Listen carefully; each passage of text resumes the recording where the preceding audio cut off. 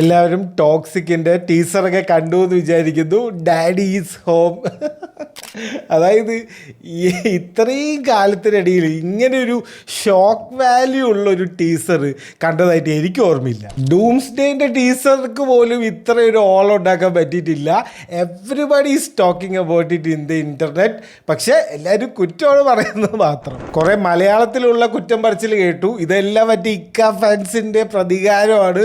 അന്നത്തെ WCCന്റെ press മീറ്റിന്റെ full പ്രതികാരം തീർത്തു വിട്ടിട്ടുണ്ട്. പക്ഷെ അവിടെ ഒരു കാര്യമുള്ളത്, ഇത് രണ്ടും രണ്ട് സംഭവമല്ലേ. ഇവിടെ 2 people ഹാവിങ് സെക്സ്, അവിടെ അങ്ങനെയല്ലല്ലോ. അവിടെ ഒരു അബ്യൂസ് പോലത്തെ ഒരു പരിപാടിയില്ലേ, മറ്റേ ഈ ബെൽറ്റിൻ്റെ പാൻറ്റിൽ പിടിച്ച് വലിക്കുന്ന ഭീഷണിപ്പെടുത്തുന്ന ഒരു സംഭവമല്ലേ ഇത്. അതൊന്നും പറയണ്ട. ഒരു കുറ്റമെങ്കിൽ പറയാൻ കിട്ടിയ ചാൻസ് മാക്സിമം അങ്ങോട്ട് മുതലാക്കിയിട്ടുണ്ട്. പിന്നെ എക്സ് തുറന്ന ഹിന്ദിക്കാരുടെ കുറ്റം പറച്ചിലാണ് ബാക്കി മുഴുവൻ. അതായത് ഈ ദുരന്തറിൻ്റെ സെക്കൻഡ് പാർട്ടായിട്ട് ക്ലാഷ് ആണല്ലോ, മാർച്ച് 19 ടോക്സിക്കും റിലീസ്.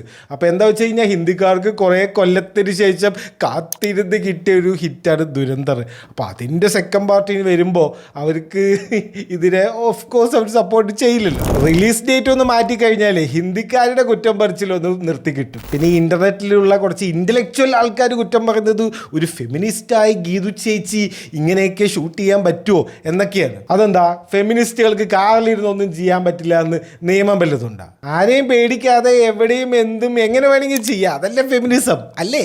എനിക്കറിയില്ല, അറിയുന്നവരാരെങ്കിലും ഉണ്ടെങ്കിൽ കമൻറ്റ് ചെയ്യും. അപ്പം പറഞ്ഞു വന്നത്, ഞാൻ ഒറ്റയ്ക്ക് ഇരുന്നിട്ടാണ് കണ്ടത്. അതുകൊണ്ട് എനിക്ക് വലിയ കുഴപ്പമൊന്നും തോന്നിയില്ല.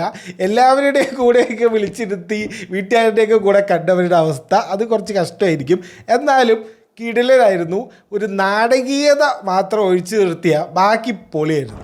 എൻ്റെ ആകുള്ളൊരു പേടി, ഒരു കൺസേൺ എന്താണെന്ന് വെച്ച് കഴിഞ്ഞാൽ, ഇത് മൂത്തോൻ്റെ ട്രെയിലർ കണ്ടവർക്ക് അറിയായിരിക്കും. മൂത്തോൻ്റെ ട്രെയിലർ കണ്ടാൽ നമ്മൾ വിചാരിക്കും, ഓ ഇതെന്തോ ഒരു ഗ്യാങ്സ്റ്റർ സിനിമയാണ് നമ്മൾ വിചാരിക്കും. പക്ഷെ മൂത്തോൻ കണ്ടാലോ അതിൻ്റെ നേരെ ഓപ്പോസിറ്റ് ഒരു സംഭവമാണ്. ഇനിയിപ്പോൾ അങ്ങനെ വല്ലതും ആണോ എന്നറിയില്ല. അതാണ് എനിക്കാകുള്ളൊരു പേടി. പിന്നെ 5 നായികമാരാണ്. അതും നയൻതാര, രുക്മണി, കിയാര, പിന്നെ വേറെ ആരൊക്കെ ഉണ്ട്, ഹുമ ഖുറേഷി, അങ്ങനെ വേറെ കുറച്ച് പേരൊക്കെ ഉണ്ട്. നയൻതാരയൊക്കെ മെയിൻ ഒരു വലിയൊരു റോളൊക്കെ ഒന്നും ഇല്ലെങ്കിൽ അഭിനയിക്കുമോ? ഇല്ലല്ലോ. അപ്പം ഇനി ഈ 5 പേരും കൂടി അവസാനം വന്ന് മറ്റേ യശിനെ അടിച്ച് വീഴ്ത്തിയിടുന്ന ക്ലൈമാക്സ് ഒന്നും ആവാതിരുന്നാൽ മതി. ഇല്ലെങ്കിൽ ഒരു കുഴപ്പമില്ല. അങ്ങനെ പൊളിക്ക് ചേച്ചി ഞാൻ ഉണ്ട് കൂടെ. ഫെയറി ടെയിൽ ഫോർ ഗ്രോണപ്സ് എന്ന് പറഞ്ഞാൽ പിന്നെ എന്താ, ഇതൊക്കെ തന്നെയാണ്. വേണമെങ്കിൽ കണ്ടാൽ മതി.